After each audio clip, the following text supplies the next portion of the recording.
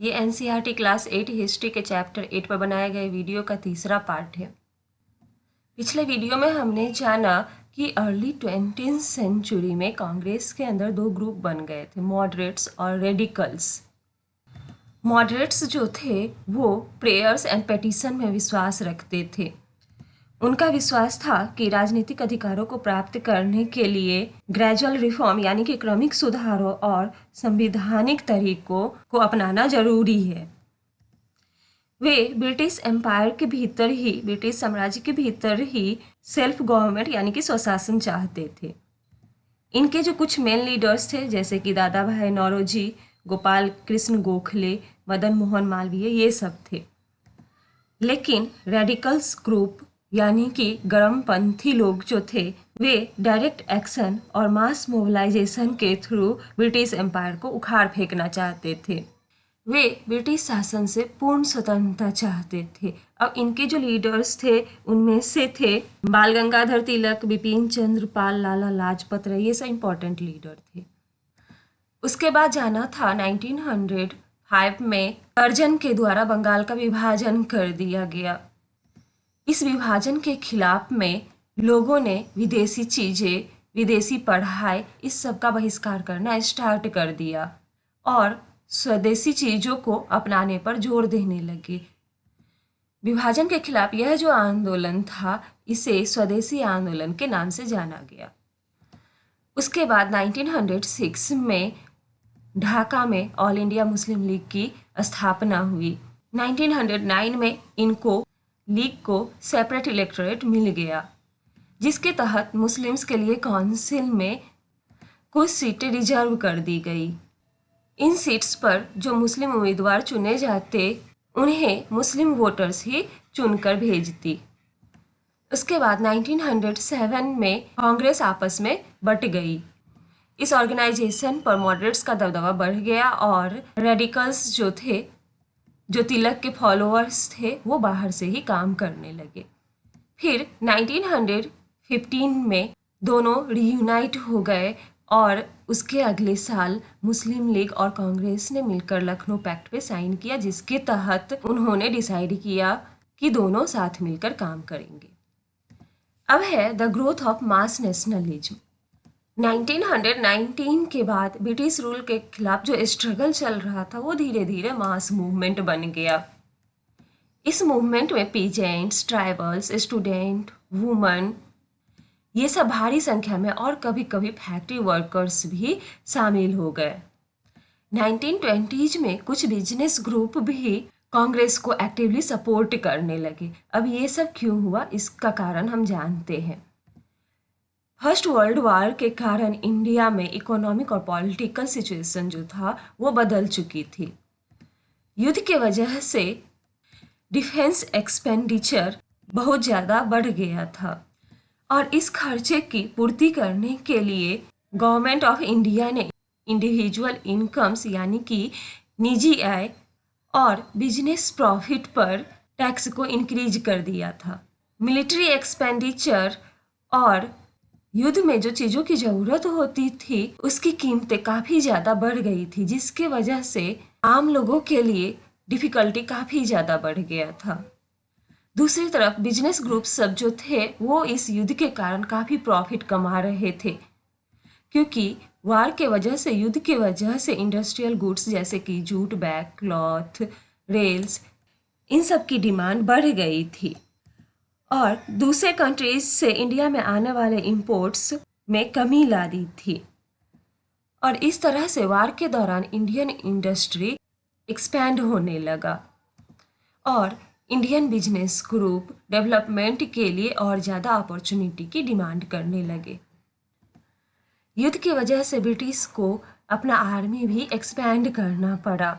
ज़्यादा से ज़्यादा सेना की ज़रूरत थी, इसलिए वे गाँवों में सोल्जर्स के सप्लाई के लिए प्रेशराइज करने लगे, दबाव डालने लगे। बहुत सारे सोल्जर्स को विदेशों में युद्ध के लिए भेज दिया गया और जो युद्ध से वापस लौट कर आए उन्हें ये समझ आ चुकी थी कि इम्पेरियलिस्ट पावर एशिया और अफ्रीका के लोगों को किस तरह से एक्सप्लॉइट कर रहे थे और इसलिए उनके मन में भी ये इच्छा जाग गई थी कि इंडिया में कॉलोनियल रूल का विरोध किया जाए। इसके अलावा 1917 में रसिया में रिवॉल्यूशन हुआ था। इस रिवॉल्यूशन में पीजेंट्स और वर्कर्स को जो स्ट्रगल करना पड़ा उसका न्यूज और सोशलिज्म का आइडिया यानी कि समाजवादी विचार ये सब बड़े पैमाने पर फैलने लगे थे, जिससे इंडियन नेशनलिस्ट को नई प्रेरणा मिलने लगी। अब है the advent of Mahatma Gandhi का आगमन। इन्हीं हालात में महात्मा गांधी एक मास लीडर बनकर उभरे। 1915 में 46 इयर्स के एज में गांधी जी साउथ अफ्रीका से इंडिया वापस लौटे थे। जब वे साउथ अफ्रीका में थे तो रेसिस्ट रिस्ट्रिक्शन के खिलाफ इंडियंस के साथ मिलकर नॉन वायलेंट आंदोलन चला रहे थे और अंतर्राष्ट्रीय स्तर पर उनकी अच्छी मान्यता थी और लोग उनका आदर करते थे। उनके साउथ अफ्रीकन कैंपेन की वजह से उन्हें बहुत तरह के इंडियंस जैसे कि Hindu, Muslim, Parsi, Christian, Gujarati, Tamils, North Indians, upper class merchant, lawyer, workers इन सब से मिलने जुलने का मौका मिल चुका था। जब वे साउथ अफ्रीका से इंडिया वापस लौटे तो उन्होंने पहले साल पूरे भारत का दौरा किया और यहाँ के लोगों, उनकी ज़रूरतें और यहाँ के जो हालात थे उसको समझने लगे। उनके द्वारा इंडिया में किया गया पहला सत्याग्रह आंदोलन 1917 में किया गया चंपारण आंदोलन था। पहले चंपारण मूवमेंट के बैकग्राउंड के बारे में जान लेते हैं। चंपारण में अंग्रेजों द्वारा नील की खेती के लिए तिनकठिया प्रणाली अपनाई गई थी, जिसके तहत किसानों को अपने जमीन के 3/20 भाग पर नील की खेती करनी पड़ती थी। यदि फसल अच्छी होती तो किसानों को प्रति बीघा एक निश्चित राशि दी जाती थी, लेकिन अगर फसल अच्छी नहीं होती तो उन्हें कम भुगतान मिलता था या फिर कोई भुगतान दिया ही नहीं जाता था।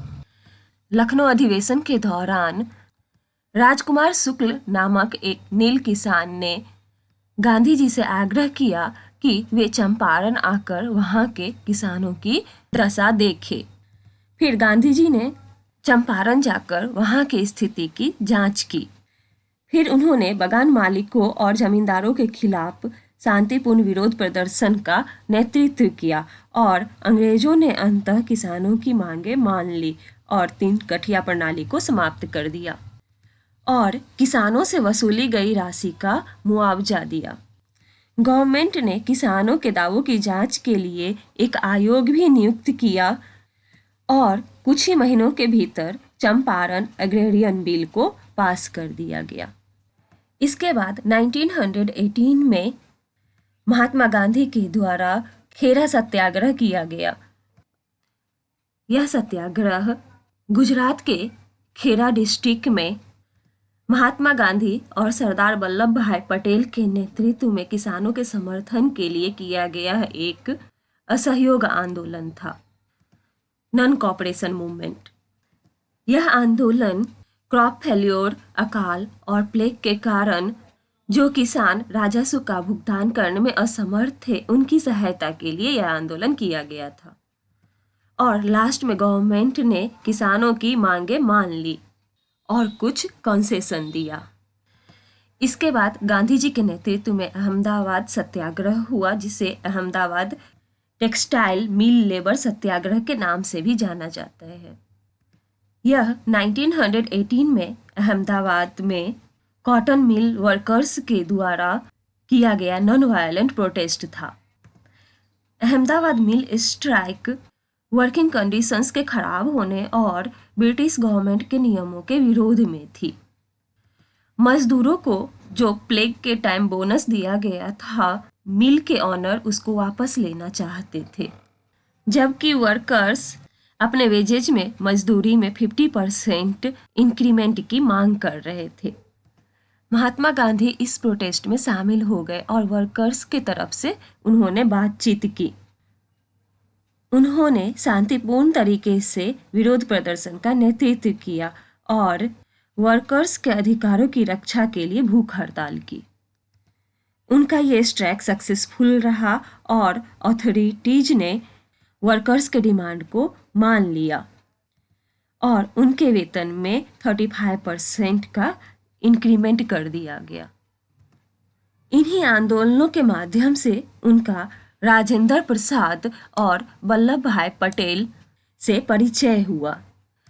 1919 और 1922 के बीच जो आंदोलन हुआ उसके बारे में हम डिटेल्स में जानेंगे अगले वीडियो में।